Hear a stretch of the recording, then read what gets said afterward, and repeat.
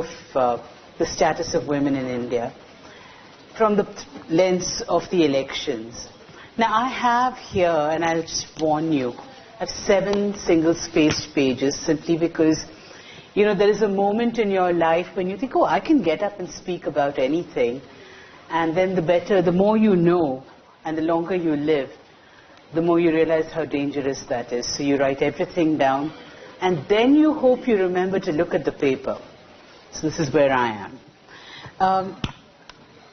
Essentially, you know, I said the topic that I gave was what women want.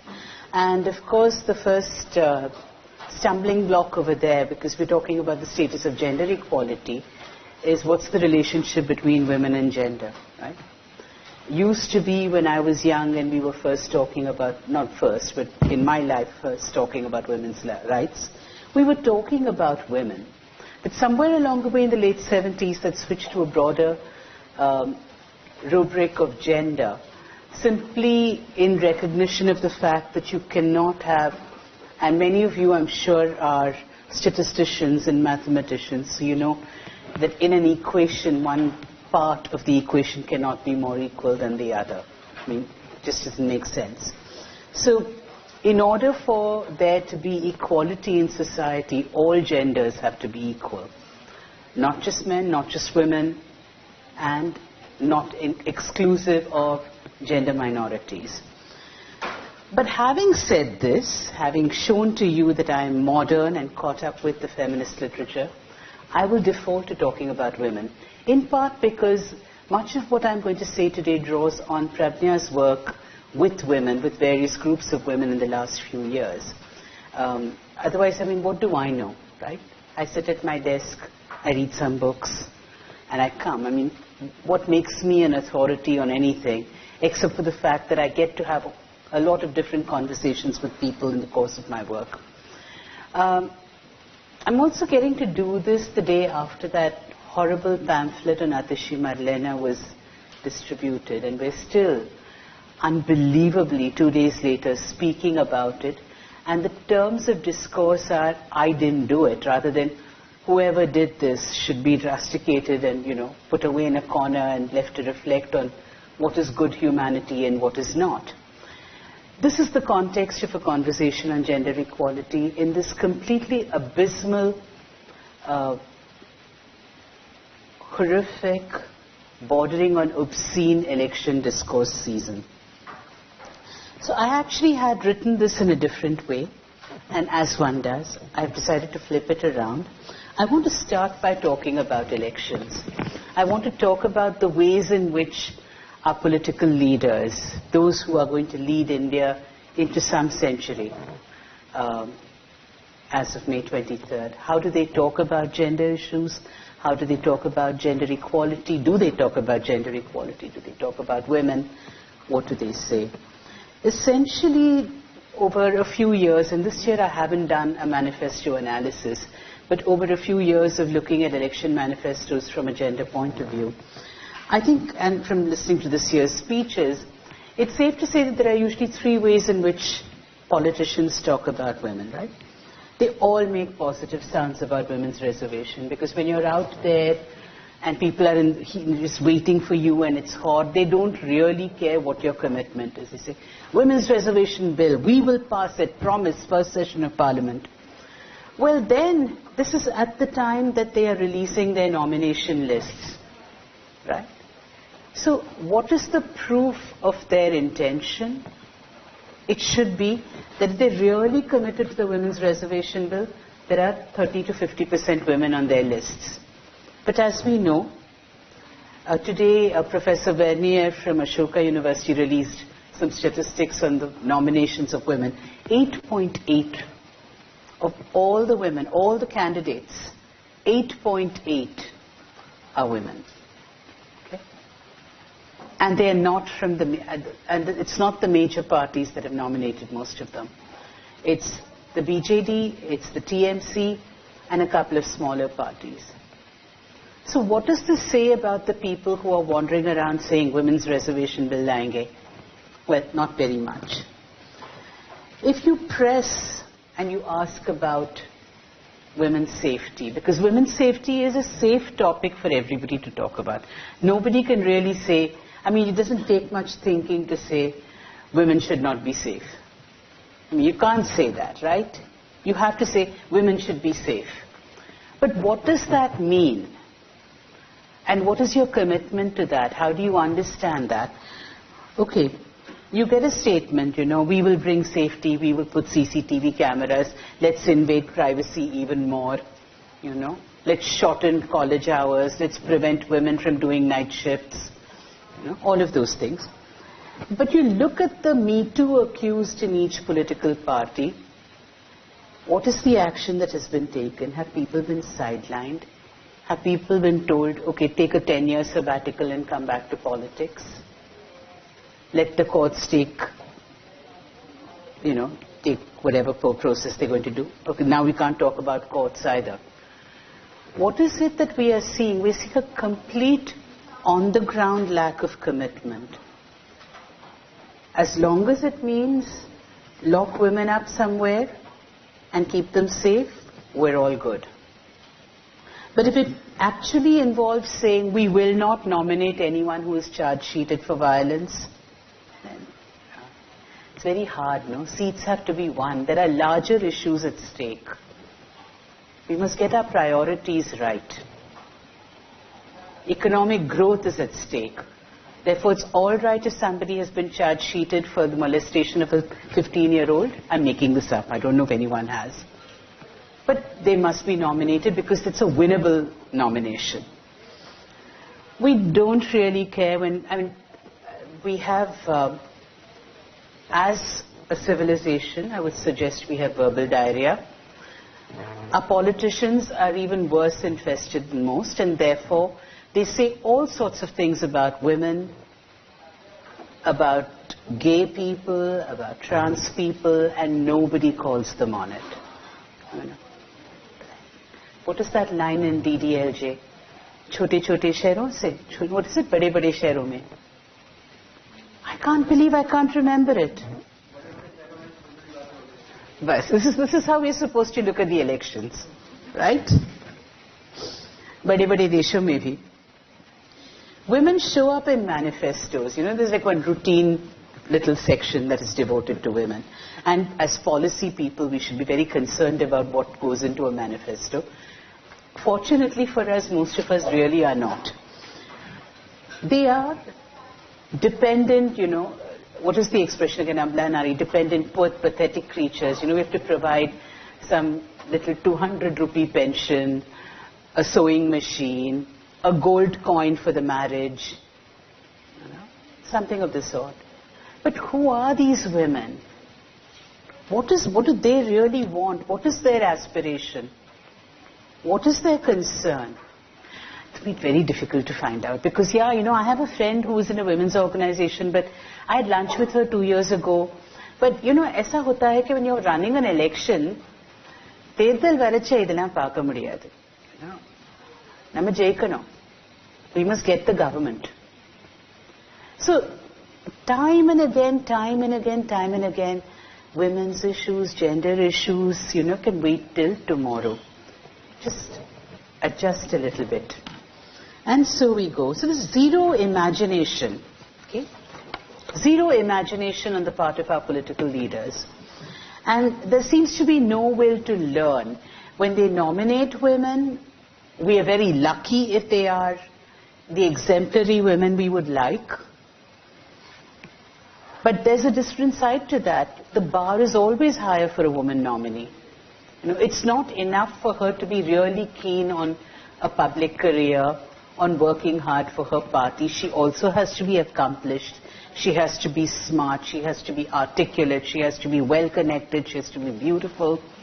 The bar is really high. We don't care about the men we send to parliament.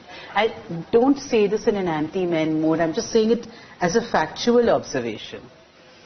And if you launch a multi-year empirical project, it will be backed. It will back what I'm saying. So this is the state of our political discourse. So now, judging by the way we look at women in these conversations that we have at the highest levels, okay, then what can we say about women? women are just bodies. Okay? The most important function that a woman has is to be a body in India.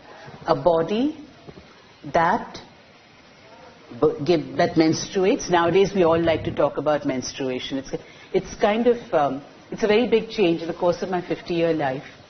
Very big change from using code words for menstruation among women in the bath, if you had a ladies' bathroom, to now being able to say menstruate, menstruate, menstruate on a stage. So we talk about menstruation. And in a disaster, in Odisha or anywhere else, you've done your bit if you've provided sanitary napkins. You know, okay, gender sensitive. Right? We give birth. My God, you know, we're all mother worshippers. We give birth, you know. Nothing is more beautiful than the mother who... Look at the stuff that you're going to see tomorrow. Day after tomorrow is Mother's Day. You know? The full blossoming of our annual hypocrisy about how we look at women and mothers will be on display. Okay? Because we will not talk about maternal mortality, we will not talk about reproductive health care, we will not talk about proper nutrition during that pregnancy that we are celebrating. Nothing. We will not talk about the fact that women suffer the most violence from their spouses once they get pregnant, which is completely inexplicable to me after all these years of reading gender violence research. Women nurse, I mean breasts, nursing, breasts, other things don't talk about in public. Breasts, nursing, you know, my God. Fount of love, and this is why she must always be given women and child development if she gets a ministry at all. We are also vulnerable to sexual violence, right? Because we are only bodies. So this body is the main thing about it. You want to talk about gender issues, let's talk about violence. And I grant you, I mean, we've run for 10 years a gender violence awareness campaign in the city. Violence is the most inescapable reality of a woman's life. However, it is not the sum total of a woman's life, is it? There's much more to us than all our strategizing about violence. We have aspirations, we have ambitions, you know. We have guilty pleasures, we have not so guilty pleasures. We have politics. So we are meant to be isolated, celebrated, and protected. For instance, in a Man Ki Baat episode a couple of years ago, when the Prime Minister was introducing the maternity leave law that they came up with, he explained. He said, you know, women are going back to work immediately after giving birth. This is not good for the child. Because the children of India have to be productive when they grow up. And if they are not nursed properly by the mothers, this cannot happen. I am not making this up. Huh? I read those transcripts and copied out segments. Now you tell me, this poor woman has gone through God knows what kind of pregnancy, what kind of childbirth. Who knows what help she has at home to take care of the child or of her, right? But the point of maternity leave is the bacha, not the jacha. If this is how we are going to celebrate our mothers, okay, noted. If women are just bodies, then they can't have ideas, they can't have aspirations, they can't have desires, they can't have agency, right? They're just like bodies. So you can give them election sops, you can give them a gold chain, you can give them maybe a bicycle in a very progressive state. But that's enough. You can't really, I mean, women cannot be plumbers. They have to be police women because now, after 2012, we want women in all the police stations. So some woman has to be a policewoman. So there's an instrumentality to the kinds of things we want to do for women. They can't have thoughts, and certainly not about policy. I mean, my God. Women and children, yes. Health, maybe nutrition, because after all, mothers feed people. Our present defense and foreign ministers are an anomaly. We don't really know how much independent decision-making autonomy they have, how engaged they are, how much they simply carry out a policy that is made in the PMO. We don't know all of that. They make for great photo ops. You have these women in saris in the middle of all the men in suits, and it looks fabulous. But really, are we going to nominate them as election candidates to special commissions, to commissions of inquiry? Are we going to look, and the private sector doesn't do this either. You know, I grew up in Bombay, so most of my friends did MBAs and those sorts of things. And I see on Facebook, you know, it's an industry panel of distinguished, extinguished, brilliant, fabulous, path-breaking people. All of them are men. And I ask now, you know, stop being polite. I say, all men? 32 out of 32 men? These are not small panels. It's not like my organization where we have to do a selection panel. I think, who will not ask me for auto money? And I call only those two people. It's not like that. These are massive jamborees. But they can't find women. We don't nominate them to peacemaking missions. We don't imagine them as aspiring to innovate, to invent, to do this. And some of this is changing. Of course, it would be a little daft of me to describe a static universe. But it's not changing fast enough. 70 years of independence. Think of people you know who are 70, 75 years old. That is as old as this country is. Even when everything is judged by business success, too few of us encourage women to take risks, to be entrepreneurs, to innovate, to take a loan and try it out. I mean, there's sort of a way in which we shepherd women into lives of caution. So livelihood projects, because we now do livelihood projects, no development, you do microcredit, right? Livelihood projects are largely cast in patriarchal terms. My favorite example, if you hear me speak twice, you'll hear me use it both times.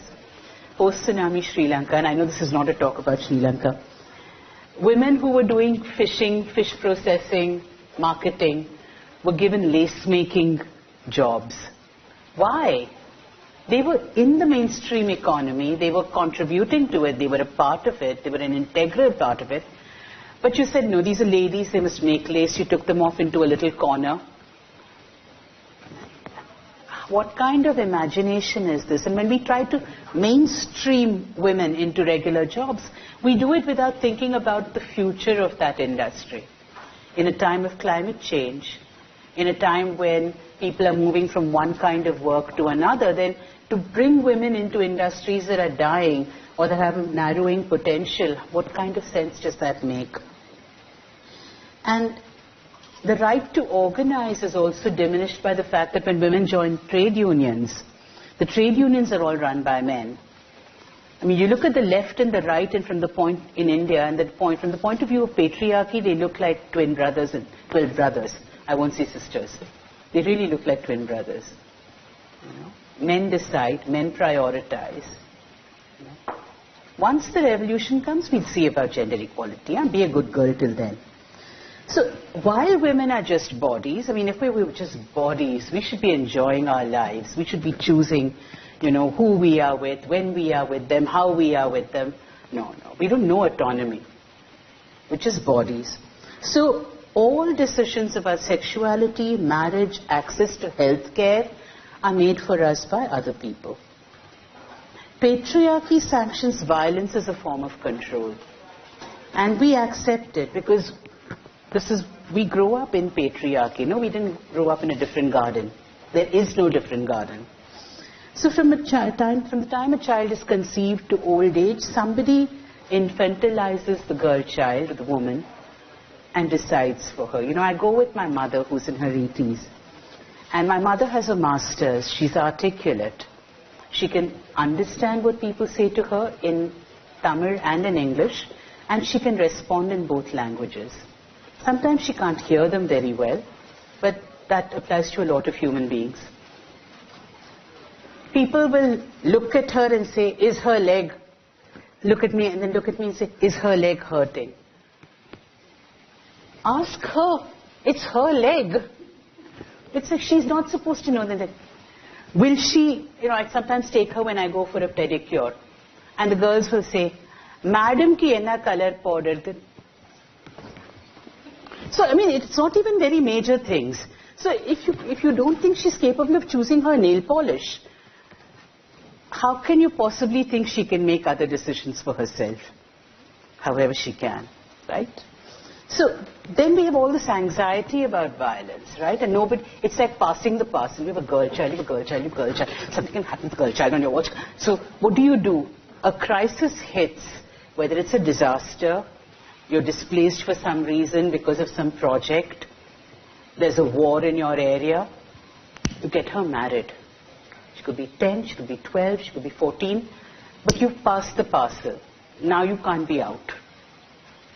So child marriage in 2019, I'm standing here and I feel like I should write a sentence about child marriage. Okay? Not featuring in election discourse. I saw Dinesh and I thought I should link it back to the topic immediately. Marital rape is not part of our culture. Did you know that? It is part of our culture. According to the parliament members, they've stood up time and again in the last 5 years and said, we cannot criminalize marital rape because it's our culture. In our culture, we own women.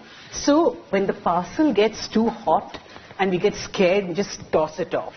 Once it is tossed, that person can do what they want. Woman is only a body, but a body without autonomy. And how do we learn this? We learn this as a girl, as a boy, at 1.5, 2, with those cheeks. When you say, Auntie ka kiss kude? And the child says, be a good boy. Give auntie a kiss. What is this? We're supposed to be teaching consent. But we don't. A child has no right to say, I don't want to touch anybody today. I don't want to sit on your lap. Child is polite enough not to say you stink. But you say, no, be a good boy. I will give you chocolate. I will beat you later. So this is our culture. Non-autonomous bodies. Okay? But the thing is, and people said this a lot to us when we started work in 2008, they said, development vanda. When women are educated, when they have jobs, when they are independent, all this will stop. And a lot of middle class uncles and aunties said to me, this doesn't happen in our circles. Well, it's not true. I don't even need to bother to debunk that myth. In our own lives, we know that's not true, because if 1 in 3 women experience violence at some point in their lives, then chances are some of them are also from the very classes that gave us this lecture. And look at the things that modernity has brought to the magnificent world of patriarchy. It has brought universal access to sonograms and sex-selective abortion. You have bans that go all around the country, where infanticide was in a few pockets. Now sex-selective abortion is available to the Indian Janta, and through Indian laws, the right to reproductive choice also means that people now come back to India for sex-selective abortions. Modernity, technology, development have allowed us to do cyberbullying of women, trolling activist women, trolling articulate women, rape threats on Twitter, rape threats on Facebook, finding phones, morphing photographs. It's a new and wondrous world. Okay? Security apps, because if you have a child, it's actually very difficult. In this world, if you have a child, a boy or a girl, I can stand here and give you this speech, but if I have to send them out into the world, I'm going to be a little bit freaked out 24/7, because thanks to this horrible work I do, I know how dangerous the world is. So I think, I'll put one, what do they call them? Tracking app. I was trying to remember that word. Tracking app on the phone. So child has no privacy, and child in our society has no age either. Right? at all age, 25, 26, living in another town, graduate school, running a small startup, and still track the child. So the problem is you can't fix this stuff through modernity and development and technology. And, as you people know, one of the most popular solutions to the problem of insecurity today is the app. You put something on the phone. It's not the phone that is assaulting people. It's people's heads. It's the sense of entitlement that they feel that, oh, there's a girl there, I can do what I want to her. That is what is assaulting people. Not a phone, not an app. The app cannot stop that. Cynthia Enloe, who's a very famous international relations scholar, wrote recently in her last book, she talks about the persistence and adaptability of patriarchy. She said, you pushes back. It adapts. It co-opts your resistance. So, then now let me tell you, I know I'm taking longer than I planned, which always happens, but I want to give you a brief sense of what we think women want. What are women thinking about prior to this election? We've been doing for 2 years a bunch of different consultations. We did one first. We had a group of, we do a lot of workplace sexual harassment training. So we brought in people from the corporate sector, from the garment factory sector, people who work independently, lawyer, professionals, a whole bunch of them, about 25 women, into a room like this, spent the whole day chatting. Life stories were shared, including, family stories, everything, and we slowly, gradually moved to a process of listing common concerns. And I will spare you the detailed listing, but they were very, very clear that there was common ground. On the face of it, somebody with an IIM Bangalore degree and somebody who's not finished 10th standard had nothing in common. But when you look at the work conditions that they share, there's plenty to talk about. First of all, the choice of work. All of them said, we were channeled into this or that, or now we're working only because the family needs the money. But if I wanted to work for my own satisfaction, I would not get permission. And they all picked at the end of their long consultation on what companies and governments should do, said families should be more supportive. They talked about infrastructural challenges. My mother thinks I'm a very lucky person because every job I've had, there have been good bathrooms. And this is going back to 1985. Somehow, as early as 1985, I began stumbling upon jobs with good bathrooms. This is a very big deal, as you know. Now it's, you all have offices like this, it's not such a big deal. But it used to be. Workplace amenities like like a decent loo with water, where the flush works, which gets cleaned, all of that. Or when you have employer-provided accommodation, what is the quality of that accommodation? We read the people who work at places like Saravana and Pothys are packed into rooms, 15, 20, 50 girls share one bathroom. All of them are required to reach at the same time. If you go into the shop and you watch them try to take a break, they line the stairs because there's nowhere for them to sit even for 10 minutes. We get irritated with them when they are not at their best behind the counter. But how are they living? What are they earning in order to send back a paltry amount of money? And what is the responsibility that their employer has? When we talk about workplace sexual harassment, our default is to assume that we all work in offices like this. And of course that's not true. The moment we think about it rationally, it takes a split second to realize that, right? But what does it mean for informal street workers? I'm selling bananas outside. Where do I go to the loo? Where do I take a break? Where do I put my purse for a minute? Who is watching over me? Who is there to stop the policeman from groping me? So all of these things, it's really it's the way we look at the workplace, the way we look at the woman's right to work. That she's a rightful person in that space. She's not an interloper that she should be grateful, You're here, no? Don't complain. That's not how our attitude should be. That is the way, however, we look at these things. We either look at these large abstract numbers, women's workforce participation, or, some broad conversation about Me Too on Twitter, but what is it actually on the ground? One of the projects we did at some point with somebody we first met through Transparent Chennai, she actually went on to work on toilets. We did a whole thing 1 year with her for World Toilet Day. Where are the toilets for people who are street vendors, who work in our homes, who are not allowed always to use our toilets? They also covered, of course, occupational safety, which nobody at any level thinks about in India. It's like we assume people will be well simply because they have a job. Safety from sexual harassment and freedom from violence. And one of the issues that came up was trafficking, recruiting. I'll get you a job in Pune. Come with me, but you never reach Pune. You end up somewhere else.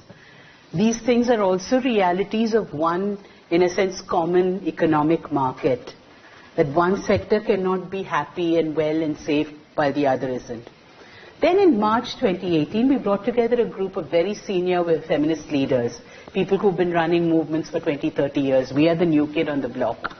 So we'd offer to do all this chota-mota kaam. Come tell us, we'll write notes.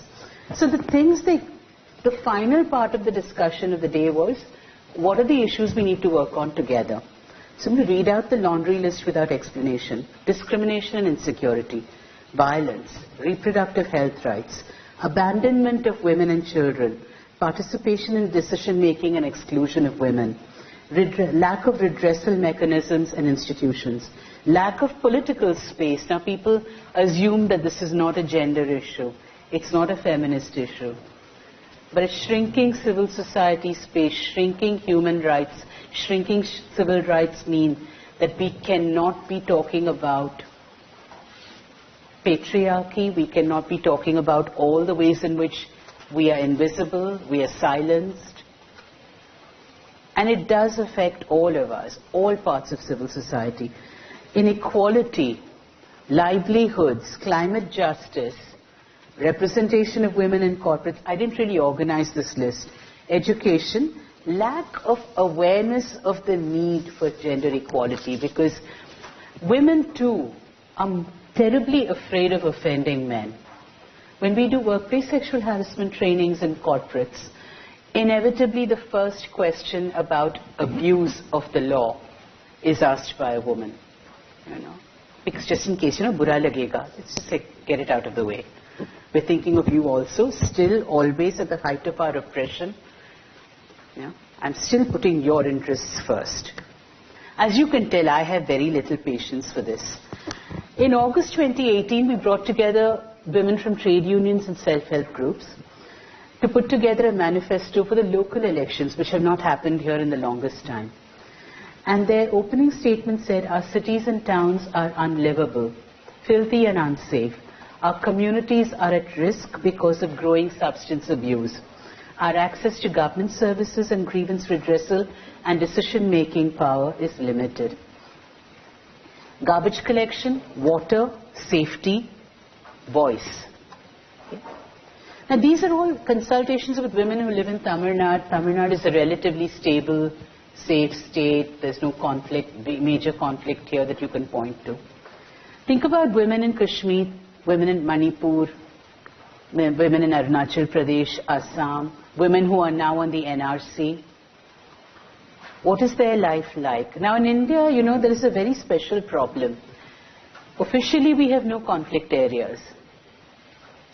I can't tell you about women in conflict areas and their experiences and their miseries because there are no conflict areas. We're all one happy family.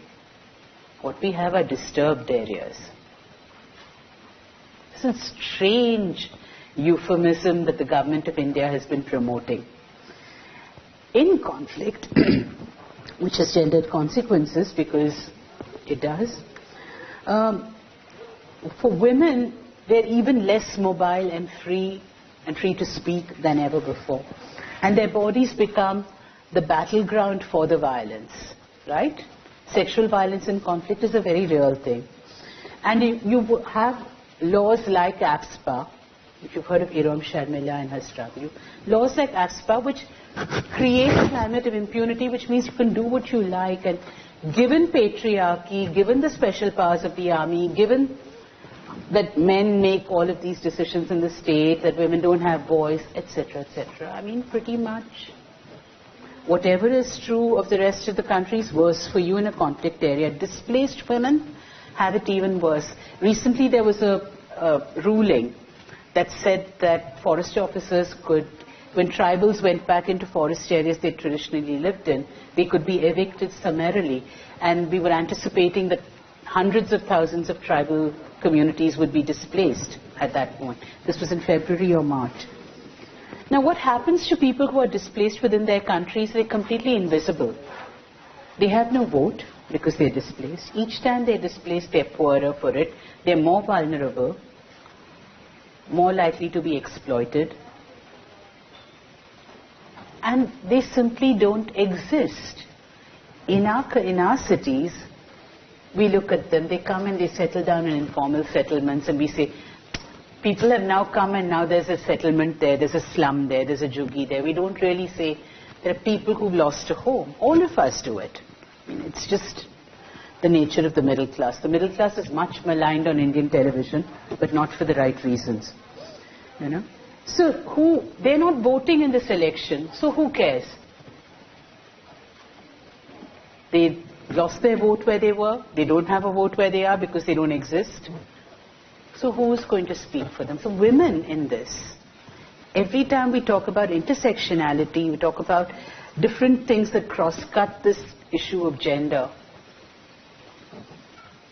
Whatever happens preponderantly worse to women. It's turning into a very, I can hear myself, and if I was listening to me, I would say, okay, yeah, but what's new here?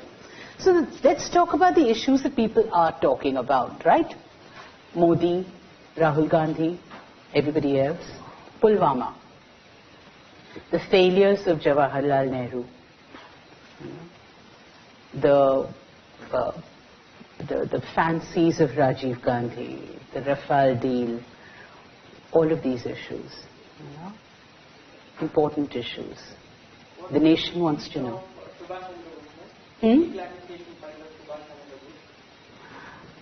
What should I think about him? He was a great freedom fighter in his own right. What is this conversation about Pulwama, this, that and the other, and the people that we work with? So April 4th there was a nationwide march of women. I don't know if you heard about it. But we organized the Chennai march, and we went actually down this area for a change. Everything happens in Marina, so we came here. And we had, from all of these documents we put together over the years, all these consultations, we culled a manifesto, an open letter actually. And we read it out at every stop that we had. And it also talked about fundamental rights. It talked about the fact that people are being lynched for eating beef. It talked about the fact that Kathua happened and nobody is really we've forgotten now. Kathua's off the headlines. The Pollachi case, no longer in the headlines. What is happening? This sense of anything can happen and nobody will ask. And tomorrow it could happen to me and nobody will speak for me. Women also feel this. It's not like they just, this thing that happens is that women are saddled with all the responsibilities of everyday life for providing, making sure there is everything from firewood in rural areas to gas and water and filling when the tanker comes, all of that. But they also care about the other issues, and we never engage them on it. Maybe women care about Pulwama. Maybe they have a strong view on surgical strikes. I haven't engaged them on it because I'm not done engaging with them on water. I'm not done asking them about safety. So the challenge is to talk about elections, participation, decision making, women's issues, women's rights, while women are dealing with survival every single day, and then saying, oh, but you're not talking about GST. Unless you're running a company, you're not, on an average, worried about GST. You don't have an opinion about nuclear non-proliferation. Are our nuclear weapons Diwali firecrackers? Do you have an opinion on this? We're not really giving women the opportunity to go beyond everyday survival issues to engage with other issues. This is women on the street. And the women who are qualified, all of you here, if you work at Dwara Trust, then you've studied a certain degree of social sciences, policy, economics, management, I assume. Okay? How many of you will get put on an advisory for the Planning Commission in the state?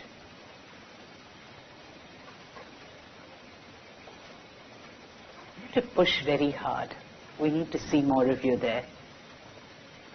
We need to aspire to those spaces also. Women don't.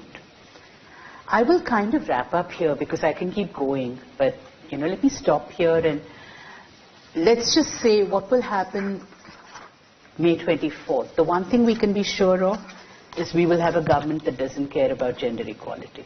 I mean, it's a pessimistic end to my long presentation, but if there is time, I would love to take. I was hoping to take more questions and talk less, but that never happens as you grow old.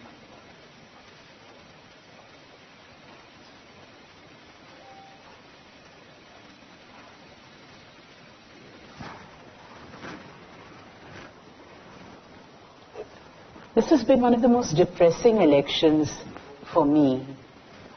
I think one by one, it's like you've watched institutions lose credibility in front of your eyes, and now with this week's events at the Supreme Court, you're thinking, okay, now what?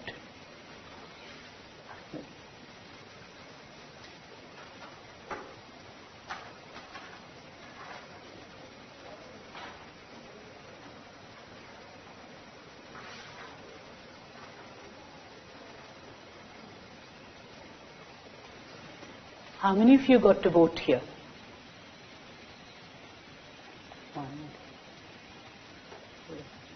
And did you vote? Great.